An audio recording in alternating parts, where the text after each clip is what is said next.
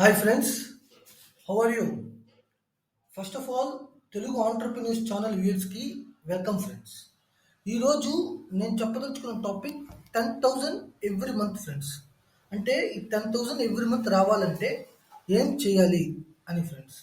నేను దీనిలో ఒక మంచి టూ పాసిబిలిటీస్ వెతుక్కున్నా ఫ్రెండ్స్. ఒకటి పోస్ట్ ఆఫీస్ సేవింగ్ స్కీమ్ ద్వారా, మరొకటి స్టాక్ మార్కెట్ ద్వారా ఫ్రెండ్స్. పోస్ట్ పోస్ట్ ఆఫీస్ అయితే మంత్లీ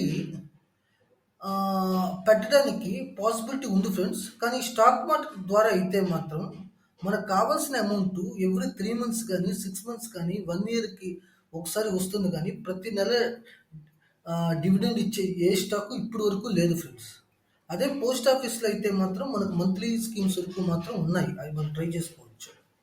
పోస్ట్ ఆఫీస్లో సీనియర్ సిటిజన్స్కి 8.2% వరకు ఇంట్రెస్ట్ ఉంది ఫ్రెండ్స్. మన దగ్గర ఒక 15 lakhs రూపీస్ అమౌంట్ ఉంటే చాలు, 8.8%కే మనకి 10,000 వస్తుంది. వాళ్ళు ఇప్పుడు 8.2% వరకు ఇస్తున్నారు. సో ఈ 8%కి మనకి 1,20,000 వరకు వస్తుంది. సో ఎవ్రీ మంత్ మనకి 10,000 వస్తుంది ఫ్రెండ్స్. అది సీనియర్ సిటిజన్స్ కాకుండా నార్మల్ సిటిజన్స్ అయితే మన 7.4 ఇంట్రెస్ట్ వస్తుంది ఫ్రెండ్స్. అది 15 lakhs కాకుండా అరౌండ్ 17 lakhs కానీ పెట్టుకుంటే మనకి ఎవ్రీ మంత్ 10,000 వస్తుంది ఫ్రెండ్స్.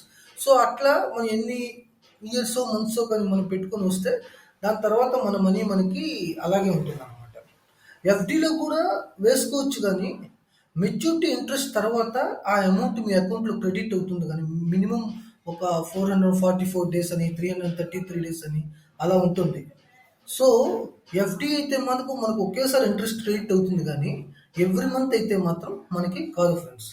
ఒకవేళ స్టాక్ మార్కెట్లో స్టాక్స్లో ఇన్వెస్ట్ చేస్తే మీకు 10,000 పర్ మంత్ అంటే 1,20,000 పర్ ఇయర్ రావాలంటే మాత్రం మీరు అరౌండ్ 24 lakhs వరకు కావాల్సి వస్తుంది ఫ్రెండ్స్. స్టాక్ అప్రిషియేషన్ కూడా ఉంటుంది. సో అది ఆ స్టాక్ అప్రిషియేషన్ అనేది ఒక డిఫరెంట్ పర్స్పెక్టివ్. ఇక్కడ మాత్రం నేను ఒక 10,000 పర్ మంత్ ఇది డివిడెండ్లో కానీ ఒక ఇంట్రెస్ట్ అమౌంట్లో మాత్రం రావాలంటే మాత్రం నేను చెప్తున్నాను ఫ్రెండ్స్. సో నేను ఇది స్క్రీనర్లో కూడా చూశాను.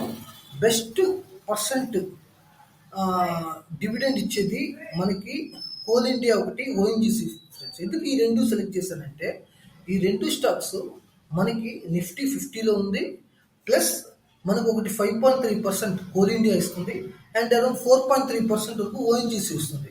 సో ఇది డివిడెండ్ ఈల్డ్ అనమాట. సో డివిడెండ్ రూపీస్ కాదు, డివిడెండ్ ఈల్డ్.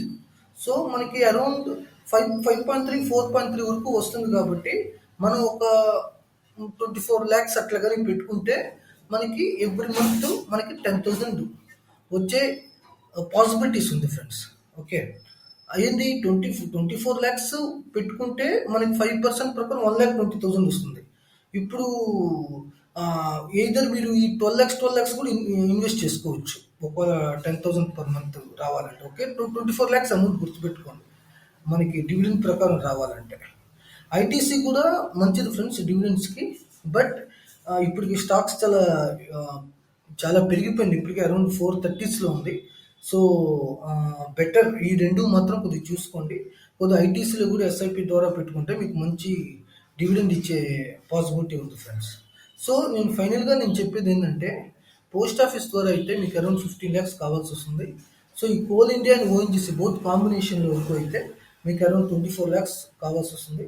సో ఇట్లా ఈ 15 lakhs పోస్ట్ ఆఫీస్కి, 24 lakhs వచ్చి stock market coal India ONGC వరకు వస్తే మీకు ఎవ్రీ మంత్ 10,000 వచ్చే పాసిబిలిటీస్ చాలా వరకు ఉంది ఫ్రెండ్స్. ఓకే, సో ఇదన్నమాట. ఇంకో మంచి వీడియోతో నేను మళ్ళీ కలుస్తాను ఫ్రెండ్స్ మిమ్మల్ని. అంతవరకు take care of your health and take care of your wealth.